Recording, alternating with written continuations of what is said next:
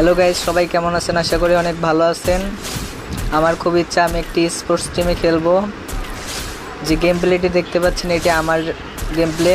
আমি একজন 4 finger player. আপনাদের যদি কারো ভালো লাগে গেম প্লে তাহলে অবশ্যই ইনবক্সে মেসেজ দিবেন এবং স্পোর্টস টিমে খেলার সুযোগ করে দেবেন আমাকে।